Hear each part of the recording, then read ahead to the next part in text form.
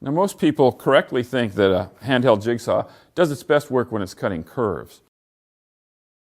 But it'll make a serviceable rip cut in a pinch.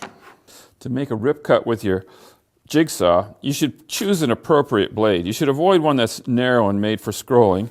The body should be a bit heavier and it should have medium-sized teeth, and it should obviously be sharp. Now, to make your rip cut, you're going to need to secure your wood while you're cutting, and you're also going to need a fence to guide the jigsaw. So I'm going to clamp them both to this work surface to make the cut. Before I can clamp the fence in place, I need to know where to locate it.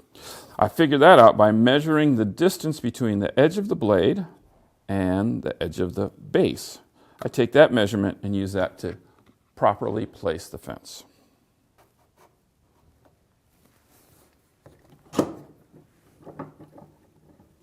Now we're ready to cut the wood, but first, a couple of tips. First, you can see that the fence is longer than the piece of wood I'm ripping. That extra length allows me to easily align the saw before I start cutting.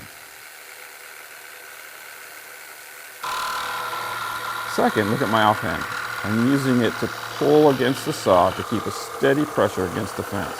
That keeps the saw from wandering. So that's it. It's a nice straight rip cut, and the saw marks really aren't too bad. Even so, you might want to use a block plane or maybe some sandpaper on a block of wood to remove those marks. So that was a square rip cut, but what if you wanted to slice a beveled rip cut? That's not a problem. Most of these saws' bases are easily adjustable, and once you set the angle, you go back and rip it exactly as you did before.